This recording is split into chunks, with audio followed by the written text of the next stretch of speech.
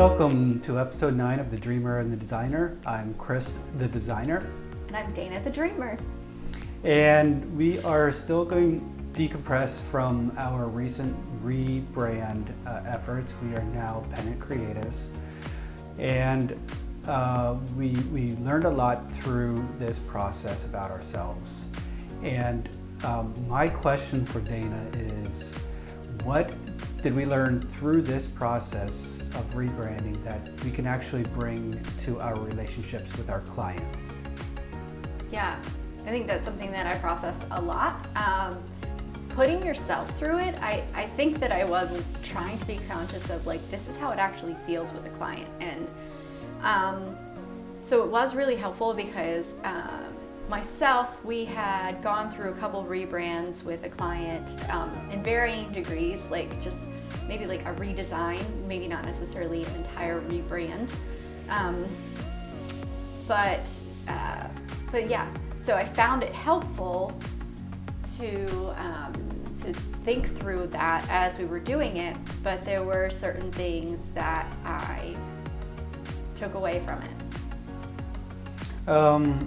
Yeah, I think for us it was a very long process, and I think actually we helped other people with their rebrands during our own rebrand. Yeah. So it was a very meta experience. Quite. Can you describe a little bit more of how? Yes. So, okay, I think the first thing that that really impacted me was just how much this process was kind of more circular than it was linear. So it took like going through several iterations of like the copy, of the actual like writing on the website and what we wanted to have on the website and what we were saying and what we were not saying. Mm-hmm. So like looking at the copy, it was a circular process. It was create, examine, and then recalibrate. And then what's missing? Oh, we need to create this too, you know? And then to send it to our lovely copy editor, that whole process it took several go rounds before we could figure it out. Same with the visual design, honestly. Like our logo went through like, I don't know how many versions, but so many, because it was in a constant flux of like create, look at it, let it sit for a while, give us some feedback, tweak the design, you know. So that was something that was really more a circular motion, less a linear motion. So you couldn't be like, oh, how hard can this be? Let's just decide on a name, pick some pretty colors, and bam, a website, you know. So that really like was something that was driven home for me. Mm-hmm. Yeah, and that last part about, it should just be this simple. You just pick a name, pick some colors. Well, you know what? As designers, like maybe that's the work that we put into it. That the end result is, it does look like how it should be, which is effortless. I feel like that's one element of where you can look at it and feel like you succeeded at it. So our process, you mentioned, is just very circular. What is our first, I guess, after we've agreed to work with somebody, what's our next step? What's our first big thing that we do for the client?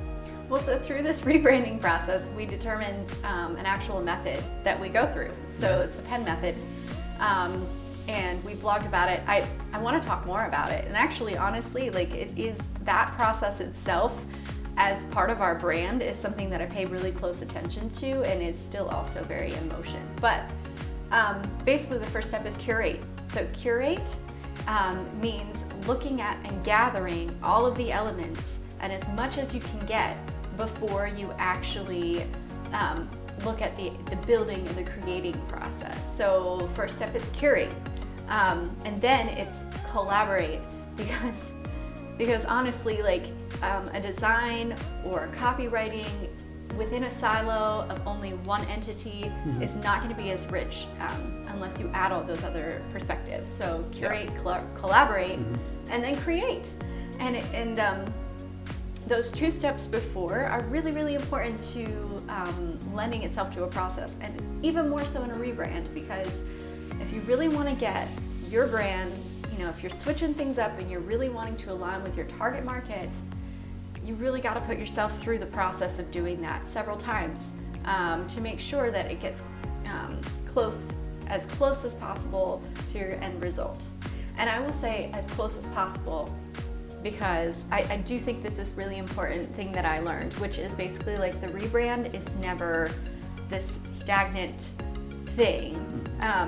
It's great, you can get to a really great point in a rebrand where you're like able to like present yourself to the world. Like we've done that with Pennant Creatives. But really, if you're thinking about rebrand, you should always be thinking about that in terms of literally everything in your business. So the how we roll, our process, who we are, what our values are, well, that's got to resonate throughout. And I think that is like, people think that it's just like one and done, we got this, we've rebranded.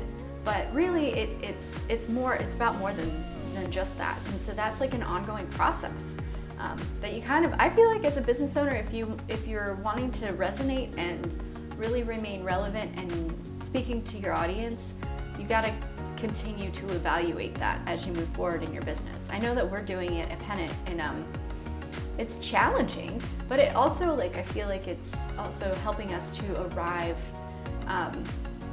at different places of the journey about who we are and what we offer, and so that's been pretty cool too. So yeah, that's a lot to go over when you're rebranding, and we hope that when you go through the rebranding process with us, that you understand that we've been through this and we know how you feel, and we want to be empathetic to that. Yeah, that wraps us up this episode of The Dreamer and Designer. Thank you for listening and watching, and we'll see you next time. Bye. Bye.